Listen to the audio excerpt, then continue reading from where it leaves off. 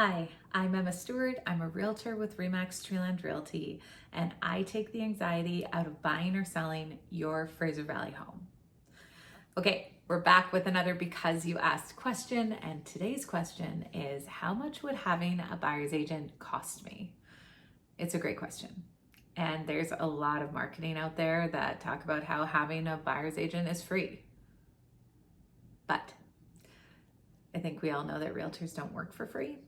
So I would say that there's another question that goes hand in hand with this one, and that is, who's paying for this agent?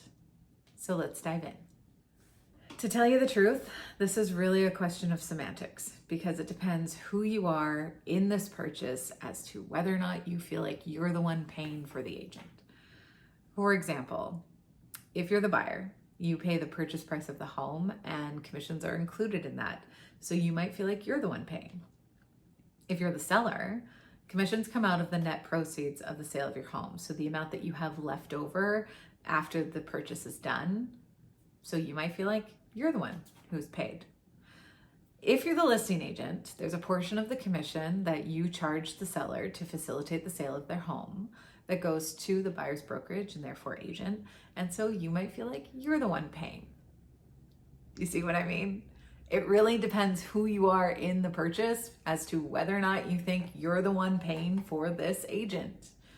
So if we go back to the original question with the mindset that the buyer is the one paying, now let's answer, how much is this going to cost you? So 90% of the time, transactions are pretty typical now. Their homes are listed on the MLS, realtors work for their clients. It's a typical transaction. So 90% of the time, a buyer pays the purchase price of the home. There are extra costs like closing costs. That's a whole other video. But the buyer pays the purchase price of the home. To have their agent represent them and only them in this purchase, which is important, costs them nothing extra. That's right. To have an agent represent you in a typical sale or purchase really costs you nothing extra. Now, there are a couple of atypical situations where there could be an extra cost for you as a buyer, so we should go over those. Atypical situation number one. If you wanted to purchase a home that was being sold directly by the homeowner, so this is someone that is selling off of the MLS and avoiding having their own realtor, it's pretty unlikely that they're going to want to pay your realtor's fee.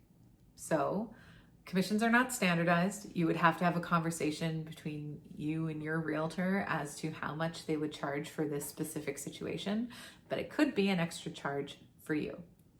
Atypical situation number two is if you wanted to purchase a home that was being sold by a discount brokerage. Now, there's nothing wrong with that. Each and every seller has their own prerogative as to who they want to work with and what services they're looking for from their agent. That's beside the point. But if you are representing someone in the purchase of a home being sold by a discount brokerage, the commission payable is significantly less than that of a typical sale. So there are a couple of options. One is that the realtor, so the buyer's agent, would be going to the seller and asking them to top up the fee that they are paying to make it so that they get a full commission or their full fee.